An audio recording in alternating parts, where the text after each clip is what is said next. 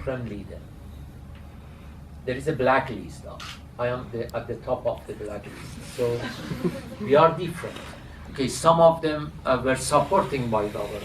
They can send their film to the Oscar, they can send their film to many festivals. But if you ask them the film, which I don't have with myself, it is in Iran. If you ask Farabi Cinema Foundation, for example, The Cyclist, is for many years ago. They say, no, there is no print of that film. You know, they blocked everything because a part of us are in blacklist. For example, Kiarostami was insisting we should stay in Iran and make film in Iran. But even himself, he couldn't make his latest film in Iran. He made one in Italy, one in Japan, because it was not easy in Ahmadinejad time to make film there. Or, for example, Jafar Panahi, by court, they told you couldn't make film in 20 years. Okay, thanks to him that he made film. Okay, they look at other side like we don't know that you made film. But it's not, you know, the film that Jafar should make, one film in Taxi only. So we are different generation, different kind of filmmaking, and the style of Iranian government is very funny. Nowadays, from secret police, we have a lot of artistic film producers that they arrive to, you know, control the production part. Or they create a lot of young filmmakers from secret police part. Because they know that Iranian cinema are famous and they could not cut all of them. So they create new filmmakers. They are working with them, they are come out like independent one, but they are in their control. So our situation is worse than you. You don't have this kind of censorship. In Iran, we have bad censorship.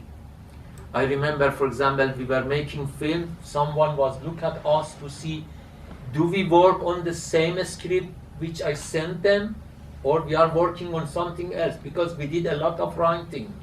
For example, I gave one script, then I made another film to trick them. So they follow us like this. Or sometimes they let us to show our film outside, like Kandahar, which released in Italy more than 100 theaters, but in my country was 2 small theaters, small period of time. To let people, it is not banned, but it was banned. Or for Samira, my daughter's films, 200,000 people watched the film in Paris, but in Iran, one small 100-seat theater, 1 week, only in the afternoon. It means maximum 500 could watch that film. To say film is not banned, but film was banned somehow. We have different kind of band. Filmmaker band, film band, theater band, you know, different band. I don't know which one you have here. I think you are lucky. You don't have that kind of censorship yet. I hope never. Okay, I'll take another question. Yes. The lady.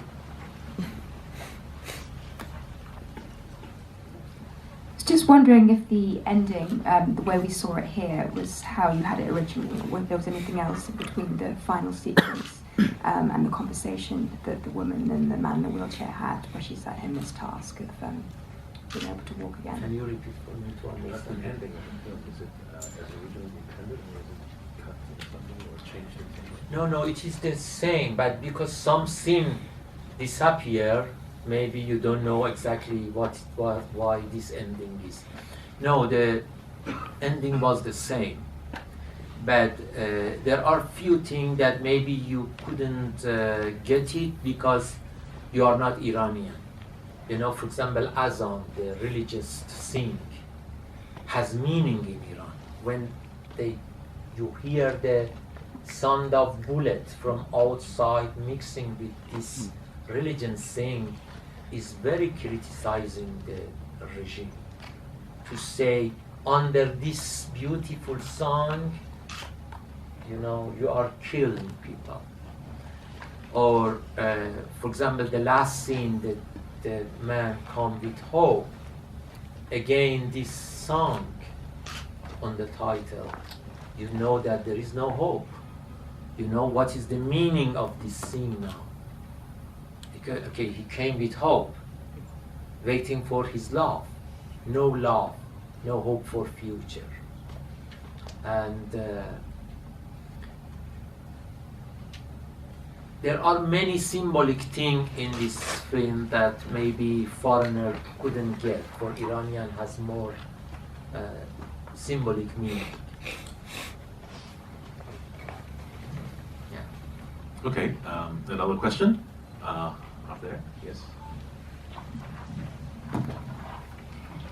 Thank you very much, Sinifan, for bringing Mr. Makhmalbaf here, and thank you, Mr. Makhmalbaf, for being here tonight. I have a question about what you were saying when you were in politics and then you went to culture because you thought the culture was what needs to be changed, right? But culture is not accessible to all, and in most countries, most poor countries, in the end, it's really hard to have access to it. So don't you think in the end it's more of a social issue and a political issue? I mean, shouldn't you go back to politics? To understand better the question. My English is poor. Only I know what I want to say. When someone talk, I need more help. Well, I come from politics too.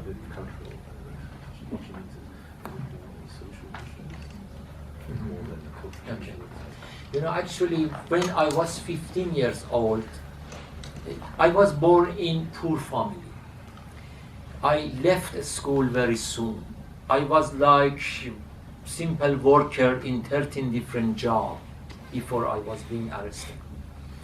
And when I was 15 years old, I started to have a crew that we were creating play for theater, but we shown our theater secretly in different masks and places, and we ran away before secret police come to arrest us. And also we prepared the paper against the regime. Then at the age of 17, when I attacked the police to have his gun, police shoot me. You can see that story in one of my film, A Moment of Innocence.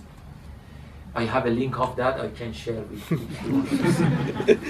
And then, okay, when I went to prison, I was almost 5 years in prison. 6 months I was under torture.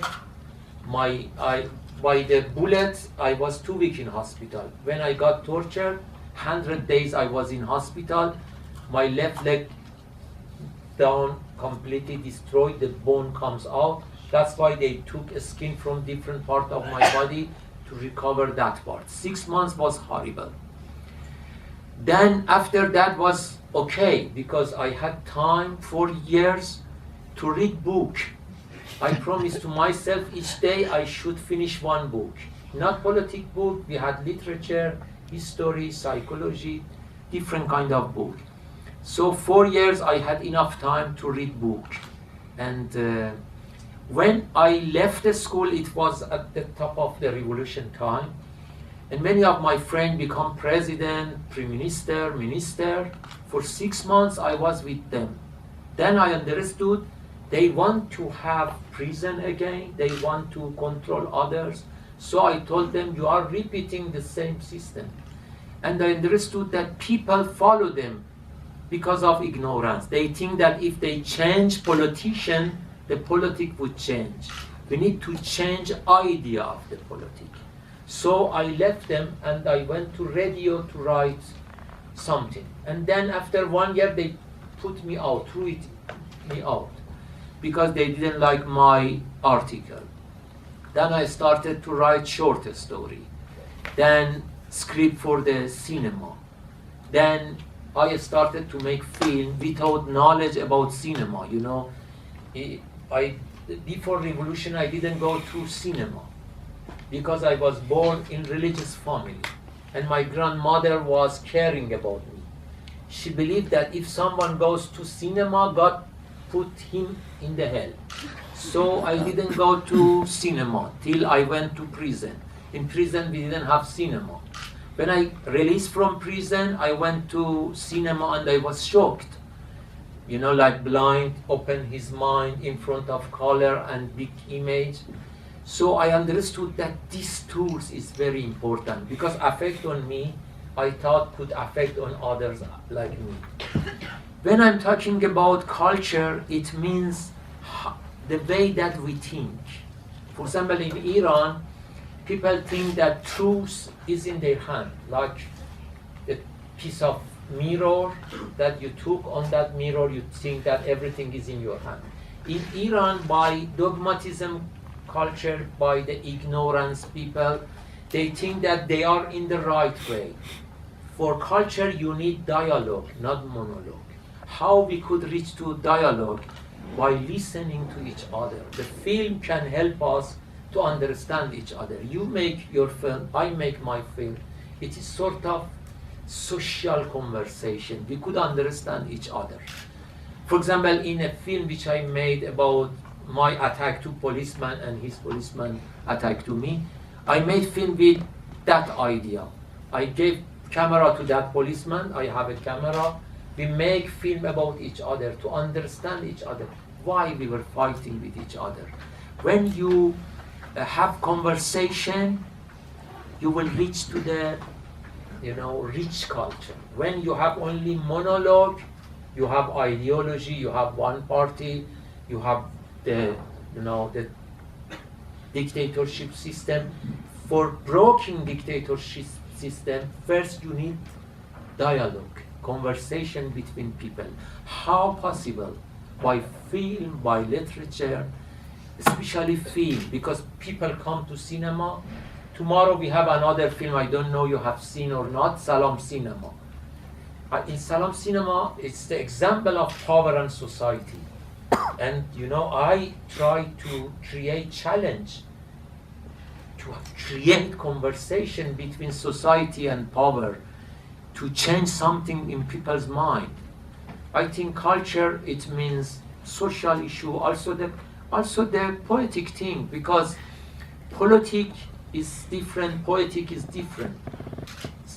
If you let people think in poetic way, they are more in non-violence way. For example, Gandhi and Mandela, they are politicians, but they are also poet as well, in a way that they look at to the social concept.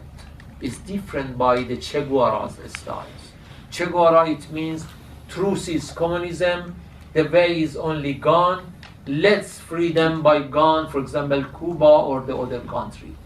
But the Gandhi's style has more culture in it.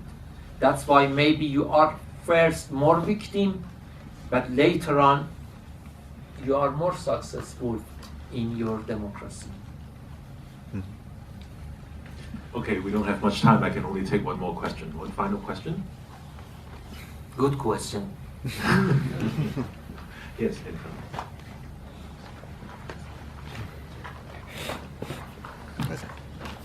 Thank you, sir. It seems like you have a lot of very important things to say and bring to your audience. But instead of feature film, wouldn't you think that documentary would be even more powerful because you look at truth in a very straightforward and direct way? I work in both ways. I made a documentary as well. I made film called Afghan Alphabet. You can find it in YouTube. I made this film when in Iran we had 700,000 Afghan children, refugees, that they couldn't go to a school for 8 years. On that time, fortunately, the president was a better guy. I made this film and I shown every day, one by one, to the people of government to convince them to change law.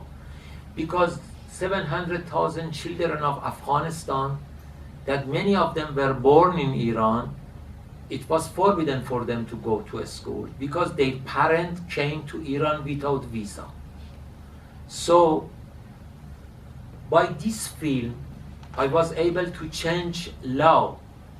Then in one day, by one documentary, 500,000 children went to a school. It is the power of documentary. If you target it and you can change people's mind, and if 100 people can make decision, if you make a film and show to those 100 people one by one to convince them, finally you see something would change. But I don't agree that the documentary always is more powerful than feature film, because I think that cinema needs three things. First is attraction. I hate boring films, let's be honest. The film that you are in cinema sleepy, then when you come out, what an interesting film was, why you were sleepy if it was interesting. I don't like film with sleeping. No, film needs your attention. How? I don't say in a Bollywood or Hollywood way, but you can make artistic film with attraction for your audience. This is first. The second is meaning. Film without meaning is empty.